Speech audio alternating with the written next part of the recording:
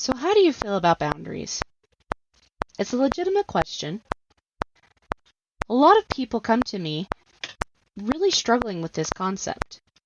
They often feel guilty for setting boundaries, or they're not sure about even what a boundary is. They've heard the term, set the boundary, things like that, but that's really confusing for them because it's not something that's well taught in our society nowadays, right? They know that boundaries are really important to having healthy, constructive, supportive, and wonderful relationships, but why? And oftentimes they also know that they feel like their boundaries are being violated, but they can't quite pinpoint what the boundary is that's being violated. That's why I've created the Clarifying and Creating Your Boundaries free PDF. You can find out what your boundaries are, how to tune in to what the boundary needs to be, and how to effectively create and communicate your boundary so that way you stay in this place that respects you, respects the other person, but also gives you the confidence in your boundaries so that way you stop being gaslighted, disrespected, and unseen. Having your boundaries really clear gives you a voice and also helps the other person stay in accountability with themselves. So that's not a role that you have to take on anymore. So if you are ready to really have clear boundaries, to really understand what your role is in the boundary, and to give yourself some safety and some protection against people that might try to gaslight you or are just being disrespectful, go grab my Creating and Clarifying Your Boundary PDF at erinandersonthetraumacoach.com. And while you're there, let's schedule a call with me. Come have a chat with me so that way I can really help you master this particular skill, creating boundaries, clarifying the boundary, communicating that boundary, and so that way I can also help you have relationships that show up to support you, cherish you, and love you. Hey everyone, welcome back to another episode of The Other Side of the Struggle. Okay, let's talk about the lies that trauma taught you. Now, I've done a previous episode about this before, and it should be somewhere in the many episodes in this podcast. But let's talk about what trauma actually taught you about who you are, okay? Because I will tell you that if I had continued forward with the thoughts and beliefs that I had before I healed, I would not have known myself at all. And number one, it's not your fault. Okay, everybody comes to this earth, and unfortunately, everybody has some sort of trauma that they have dealt with, just because that's the nature of this world. Okay. But I feel like, one of the things that we are most tested with while we are here is being able to cut through the crap. And see, we have people in our lives that tell us certain things, or certain situations in our lives that tell us certain things. And as children, we learn, especially when things have been unsafe, to shrink, to people please, or just to get out of the way when, things feel unsafe with people or situations where we should maybe feel safe with, right? But the problem is when we get into adulthood and we use those same beliefs, those same thought processes that we maybe learned from growing up, they don't tend to work anymore. At least not well and not permanently. In childhood, those things might have kept you safe, but now in adulthood, people-pleasing, shrinking, hiding, etc. might actually lend you to feel more unsafe than what you ever have. So let's talk about what you maybe have believed. right? Let's just first and foremost say that those beliefs were survival truths, or were survival tools, I should say, not truths. Because truth is something that is constant. And that's why when we attach ourselves to absolute truth, and I'm talking about universal truth, okay? This is why, I'm actually a big proponent of like actually understanding your identity, the identity that God gave you, because there's no lies in that. There's absolutely no lies in that. There's constants in that. And so when I'm talking about identity, when I'm talking about understanding yourself, you need to understand yourself the way God created you to be. You need to understand yourself the way God understands you. And one of the most dangerous things that I personally believe we can believe about God and our relationship with Him is that we are no better than ants to Him.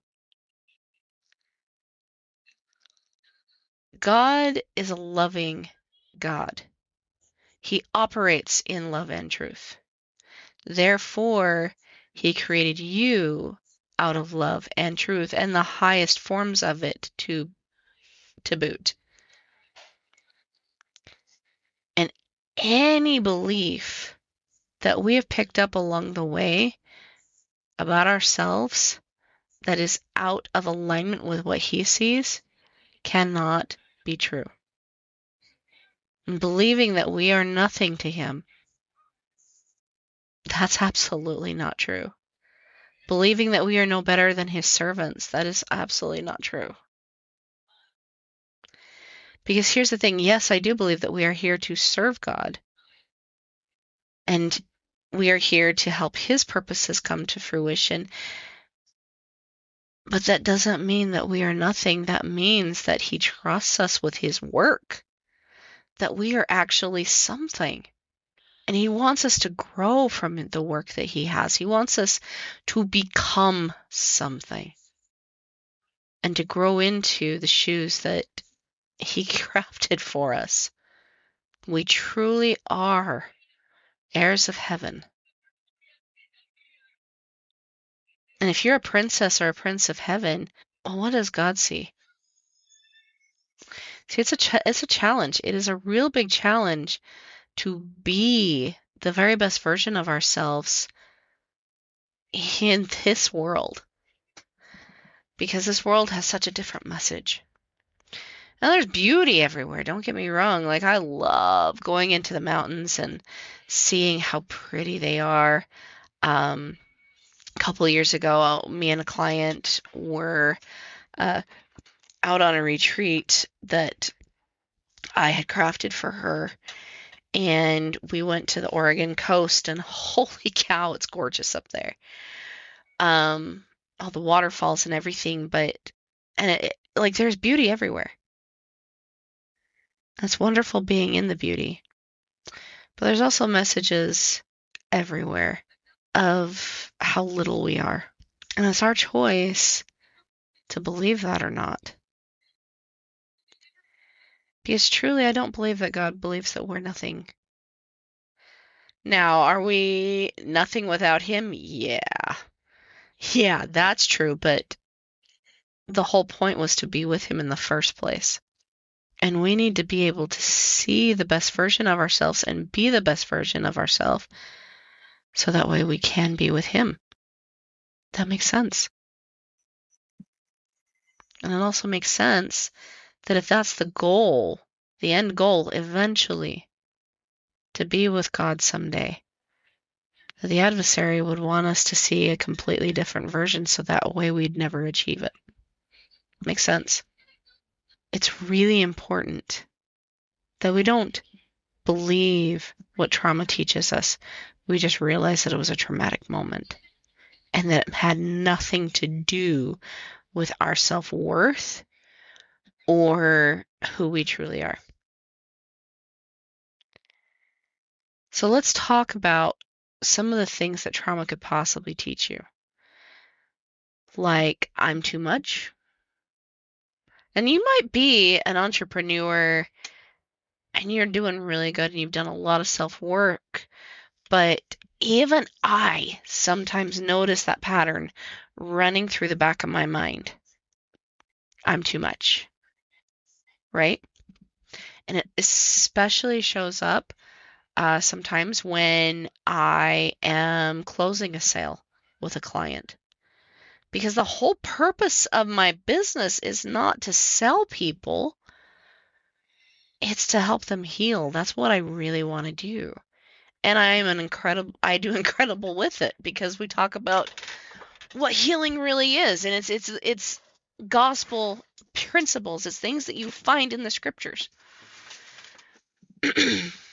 But at the same time too, not only do I charge people for my time and my wisdom and the work and the education I personally have put into these things, but it is okay to charge for what I do. It is okay to make money. And it's okay to make money from other people. We're not exploiting them.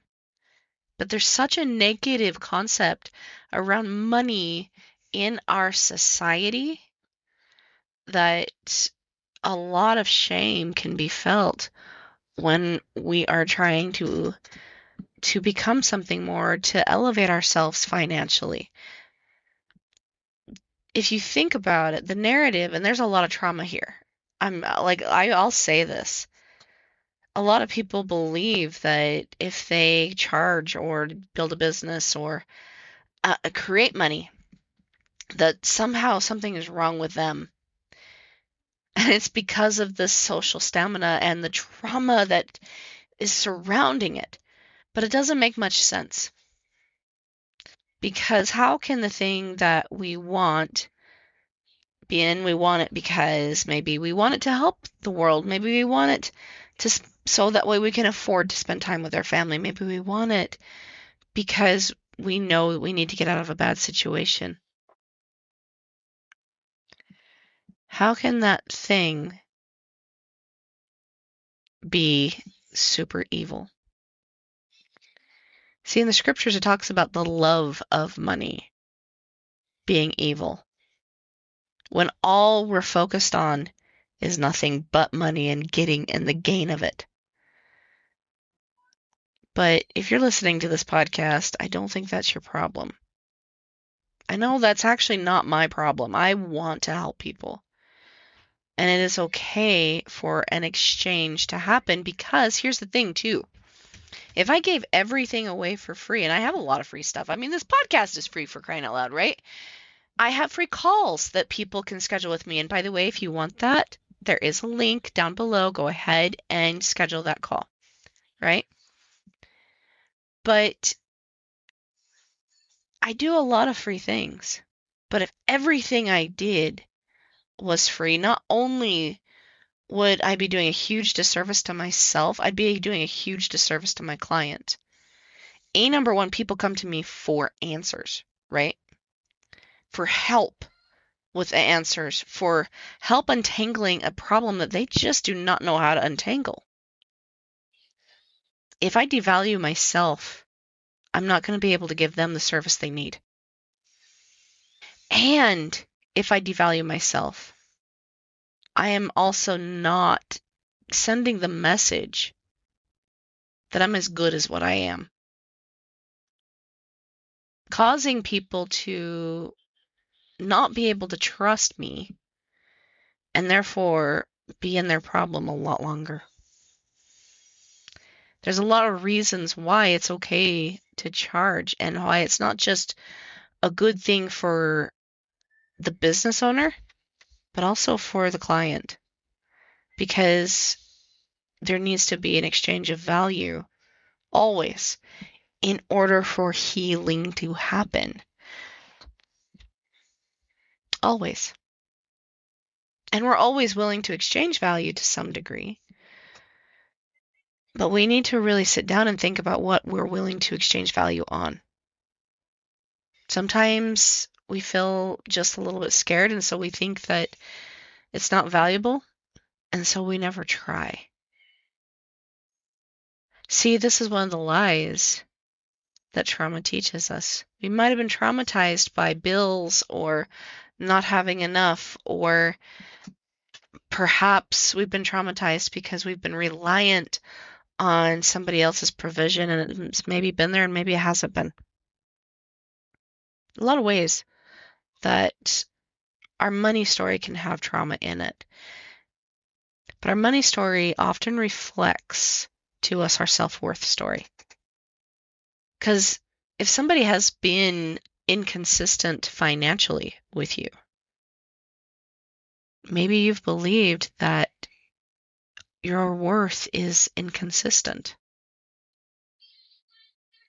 And that maybe you have to people please or shrink or be something that somebody else tells you you have to be. And the truth of the matter is we're not too much. We're absolutely not too much. We, in and of ourselves, can bring people some amazing, amazing gifts. We just get to see it. These thoughts might feel really convincing, right? Because we use the circumstances in our life to anchor into truth. And so someone might have affirmed, or something might have affirmed to us that we're too much, we're not enough, we don't matter, or we don't deserve something. We don't deserve a better relationship. We don't deserve to create a business. We don't deserve this money. Or I don't have the time. I don't have the talents. Something in me is not enough. But the truth of the matter is, and these thoughts, like I said, they didn't come from nowhere. They've been anchored into you for some reason. For some way you've believed it, right? But the truth of the matter is we are our worth is not something that actually can be measured with numbers. It's so immeasurable. So how do we lean into that, right? How do we lean into the truth? Well, the first thing I would ask you is to understand love. I talk a lot about the highest form of love. This is part of the reason why I believe in God. I very much believe in God, and I know He is my highest form of love. Because He doesn't judge me. He hears me. He listens to me, and He shows up in the most loving way possible. He helps me understand things about myself that I wouldn't have understood otherwise. So how can we start to see ourselves with His perspective? It's not an easy thing, but it's necessary. We have to ask ourselves, what is His vision of me?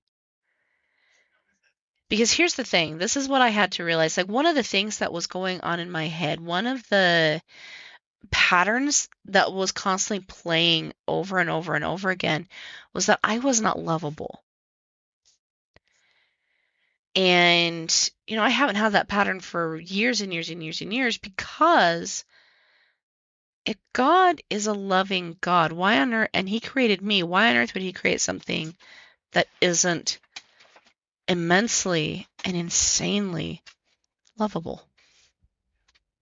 It didn't make sense after I started really questioning it. Would He create something that didn't have immense worth? No. So let's also just talk about what we need to notice.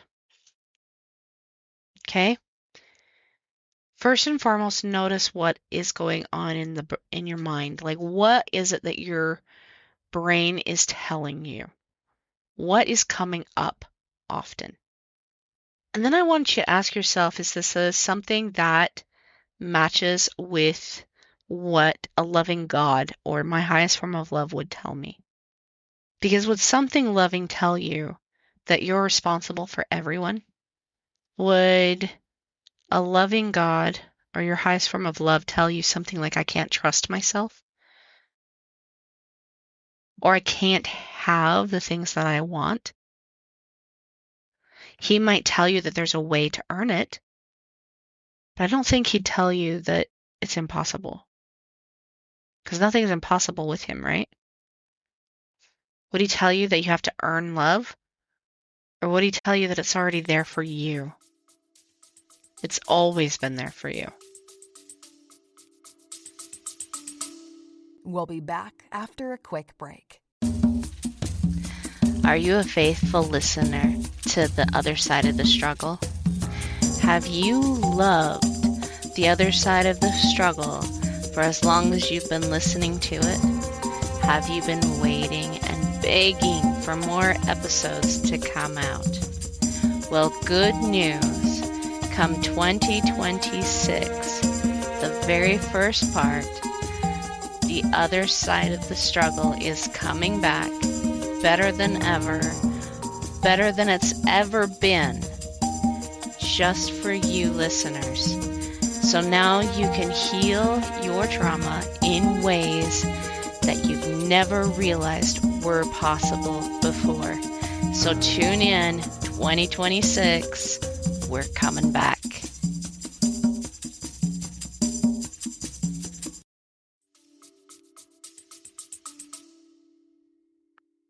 Would he tell you that you cannot take time for yourself? Would he tell you that if you have needs, they're dangerous? See, somewhere, sometimes we still run these stories in the back of our mind. And you might have a business, you might have done a lot of work on yourself, but if you take a look at your result and the hesitancy that's there, there's probably one of these stories running in the background. But our actions are a result of our subconscious and what really is anchored into the subconscious. And so our subconscious is a whole lot like a garden that really needs cultivating and weeding. So let's talk about why some of these things might actually feel true. Well, let me say first and foremost, repetition wires belief. Even if it's really, really quiet repetition, it still wires our belief. And so what we have running through our brains constantly often is something we're going to believe. If we're constantly seeing something every single day, we tend to believe it. This is why actually psychologists will say if people want to earn more money, all they have to do is constantly watch someone earning money and feeling confident around money. Because the more we watch that kind of thing, the more we can kind of start to understand what is the feeling of it. It's actually a good thing to do. Okay? Emotional memory outweighs logic, too. Our emotions outweigh logic. Our actions are not usually very logical. They're based upon emotion. People buy off of emotion. This is something that is very true. And they regret what they bought based upon emotion. Or they are very grateful for what they bought based upon emotion. We have a lot of transactions in our life that are based upon emotion. But we have to sit back and give ourselves some time to really, really understand our emotions and give ourselves some time to logic through them for us to be able to change our result. See, our emotions are based upon what we think and the stories that are coming into our brain. And then we act based upon what we feel, right? This is why we want to sit down and really, really contemplate what we're feeling and why. And then again, take those stories and put them up against, like, what really is true? What else could possibly be true? Because there's many different ways that truth shows up. It could be true that maybe you're a millionaire, right? Well, maybe your bank account doesn't show that right now, but is there a millionaire version of you? Absolutely. What would that person look like? What would they think like? How would they act? What do they feel? We get to ask ourselves those questions. And also, if you want more help with this, there is also an episode in this podcast called the 5-Step Thought Process. Okay. Go check that one out because it talks about like the 5 different thought processes where we go from circumstance to results. If you want to understand more about what I'm talking about in this particular podcast, when I'm saying that it's our thoughts that influence our feelings and our feelings influence our actions and our actions influence our results, right? When we have that, it's really important to be able to see how this version or this next version of you thinks, feels, and acts to get the result that we say that we want, right?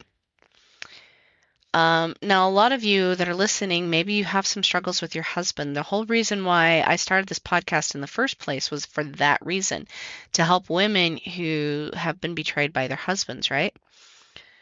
And it's kind of morphed into entrepreneurs who have felt betrayed by not only their husbands, but maybe their children. Maybe there's betrayal from parents, betrayal from clients. Like, betrayal kind of happens in every single relationship, including the relationship we have with ourselves.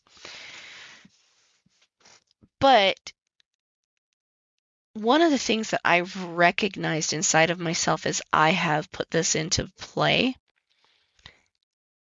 is how I am not somebody who experiences I don't want to say betrayal, because betrayal isn't always something I can control. But I am someone who decides what happens next. I should say that. That's a really good way to put what I've realized. I make the final judgment. I make the final call when I feel betrayal by someone.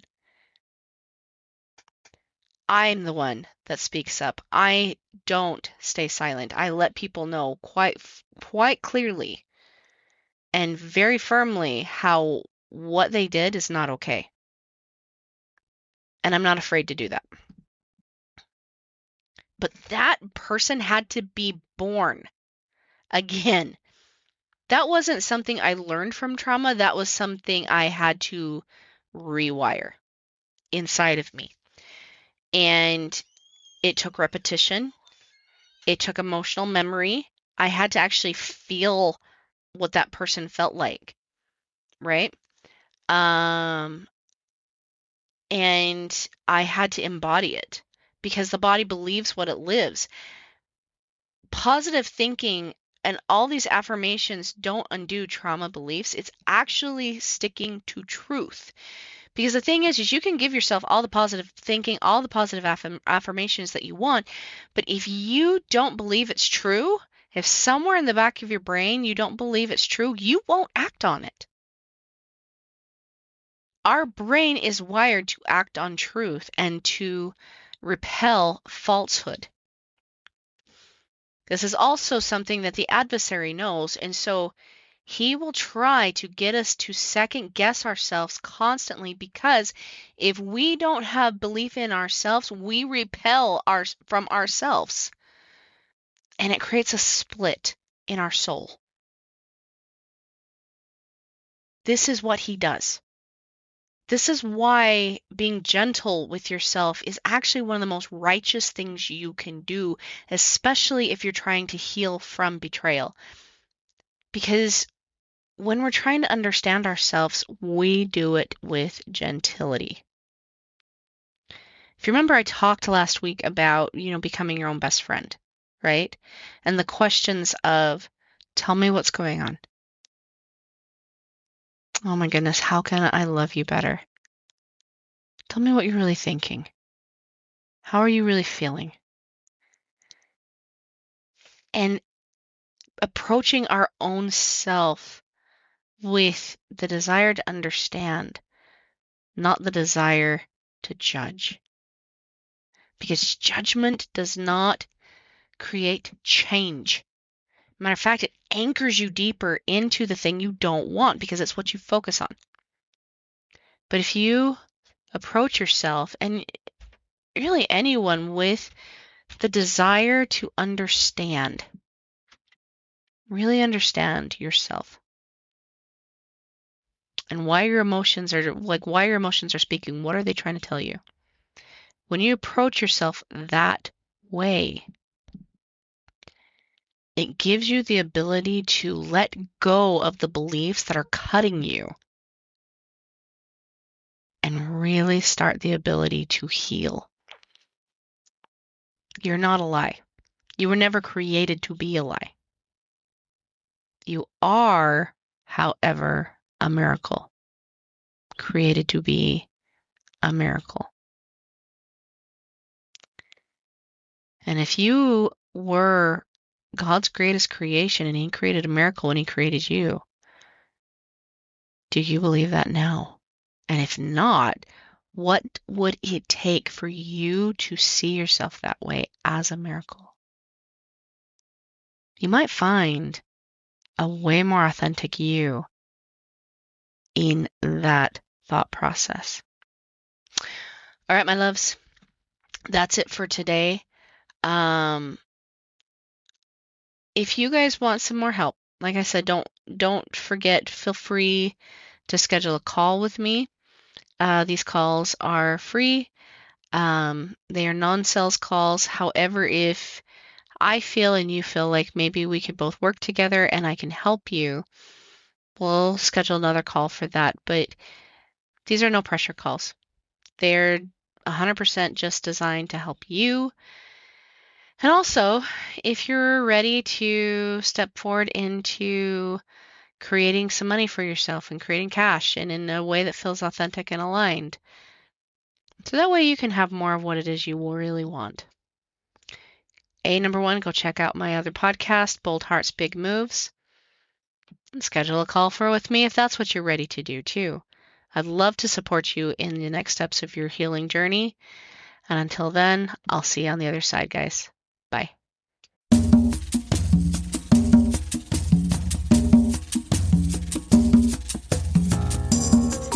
Hey guys, thanks so much for hanging out with me today and listening in on this podcasting episode.